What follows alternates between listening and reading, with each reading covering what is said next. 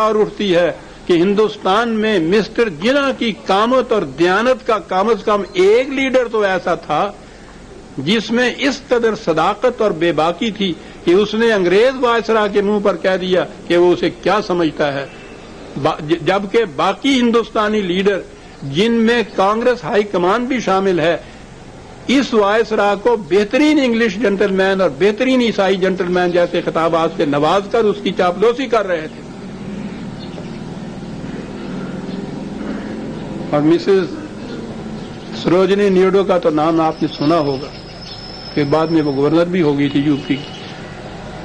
اس نے قائد اعظم کی زندگی میں یہ کہا تھا کہ میں مدت سے جناح کو جانتی ہوں، ان کے متعلق خواہ کوئی رائے بھی قائم کی جائے لیکن میں یہ پورے وثوق کے ساتھ کہہ سکتی ہوں کہ انہیں کسی قیمت پر بھی خریدا نہیں جا سکتا تھا۔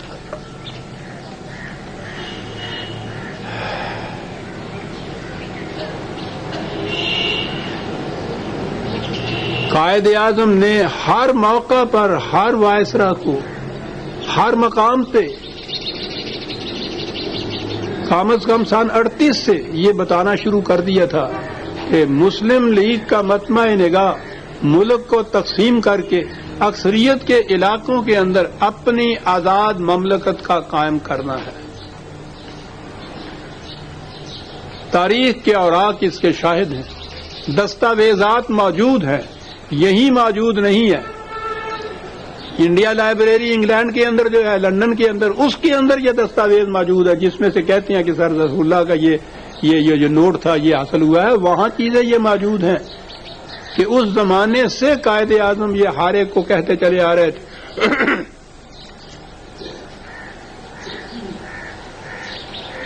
اپنوں سے نہیں سنی۔ رش بروک ولیمز انگریز مصنف ہے، دا اسٹیٹ آف پاکستان اس کی بڑی مشہور کتاب ہے۔ وہ اس میں لکھتا ہے کہ میرے بعض ہندوستانی دوست بااصرار کہتے ہیں کہ پاکستان کی تخلیق انگریزوں کی انتہائی مکیاولی سیاست کی زندہ مثال ہے۔ وہ کہتے ہیں کہ جب تم انگریزوں نے دیکھا کہ ہندوستان میں تمہاری حالت پتلی ہو رہی ہے تو تم نے اپنی روایتی پالیسی ڈیوائیڈ اینڈ رول کے مطابق کانگریس کے مد مقابل مسلم لیگ کی پیٹھ ٹھونکی اور جناح کو اپنا اعلی کار بنا کر ملک کو تقسیم کر کے ہمارے مستقبل کو مشتبہ بنانے کی مہم شروع کی۔ وہ کہتا ہے کہ مجھ سے یہ چیزیں ان ہندو لیڈروں نے کہیں۔ کہا کہ وہ کہہ رہا ہے کہ اس الزام کی تردید میں میں صرف 2 دلائل پیش کروں گا، اور وہ یہ کہ جو شخص جناح سے ذرا بھی واقف ہے وہ مجھ سے اس امر میں اتفاق کرے گا کہ وہ یعنی مسٹر جناح اپنی پوری زندگی میں کسی کا اعلی کار نہیں بنا، کہ جائے کہ وہ انگریزوں کا اعلی کار بن۔ اور دوسرے یہ کہ اس تمام دوران میں انگریزوں نے دلی اور لندن دونوں جگہ جس مضطربانہ انداز سے تقسیم ہند کی اسکیم کو ناکام بنانے کی کوششیں کی، وہ خود اس امر کی شہادت ہے کہ انگریز کبھی تخلیق پاکستان کے حق میں نہیں ہو سکتا تھا۔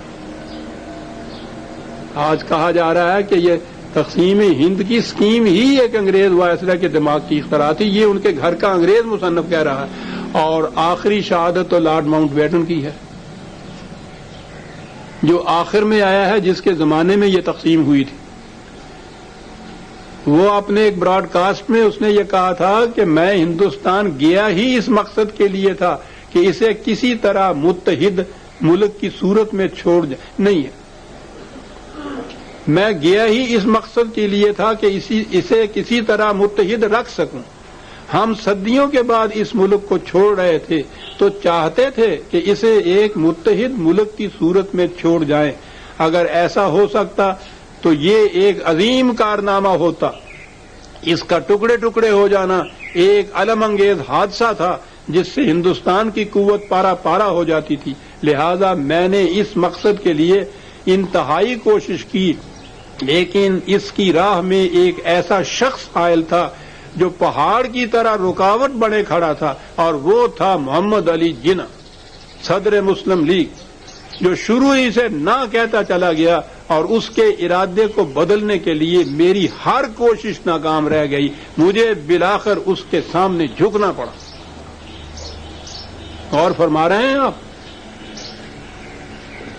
آج ہمارے سامنے یہ رسوا کن اتہام پیش کیا جاتا ہے کہ یہ اسکیم انگریز کے ذہن کی تراشیدہ تھی۔ عزیزان من، اس توہین ہے قائد اعظم کی۔ اتنے بڑے محسن کی احسان فراموشی ہے یہ۔ وہ محسن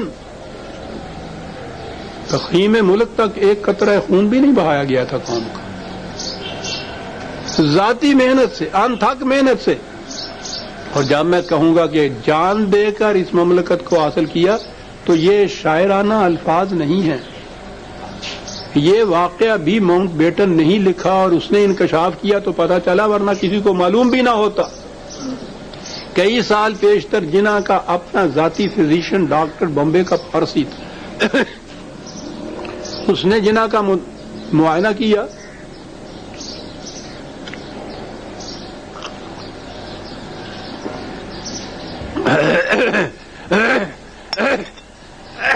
معاف رکھیے،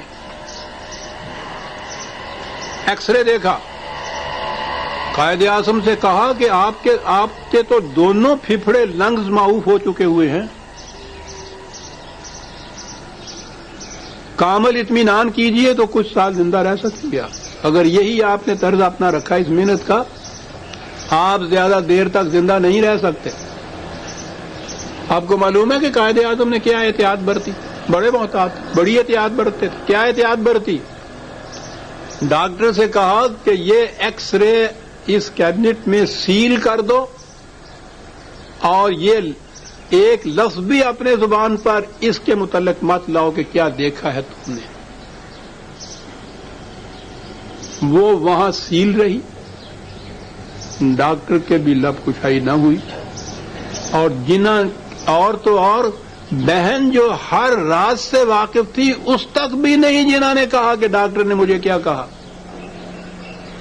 اور لگا رہا تنو دو دن رات اسی طرح سے لگا رہا۔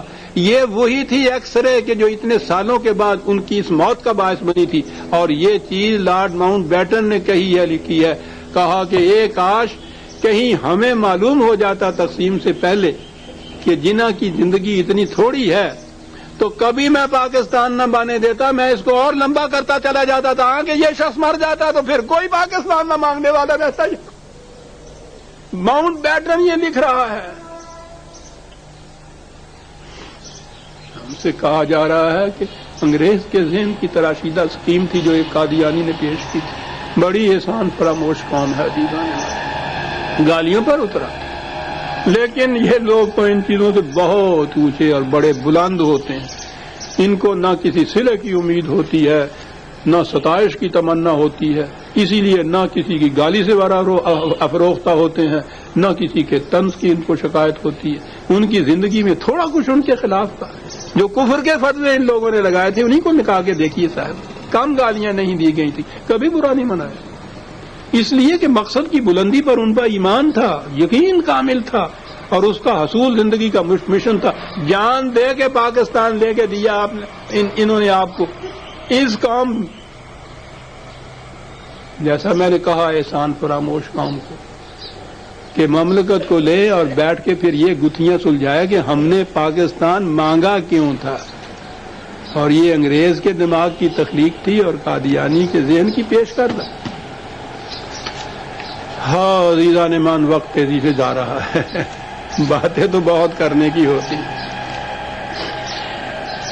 ویسے بھی تاریخ پاکستان قائد اعظم یا اقبال کا ذکر چھڑ جائے، ذکر اس پریوش کا، اور پھر بیان اپنا، تو میری تو کیفیت ہی کچھ اور ہوتی ہے۔ میں بول رہا ہوں آپ کے سامنے، میرا ذہن انہی ادوار کے اندر، انہی تاریخوں میں، کبھی اقبال کے پاؤں میں بیٹھا ہوں، کبھی جناح کے زیر لبادت کام کر رہا ہوں۔ کیا حسین خواب تھے جو دیکھے ہم نے ساتھ،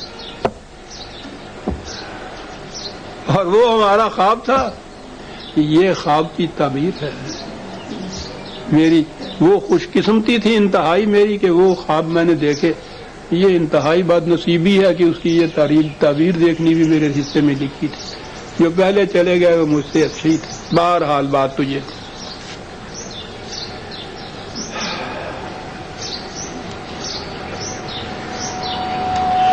میں نے یہ عرض کیا ہے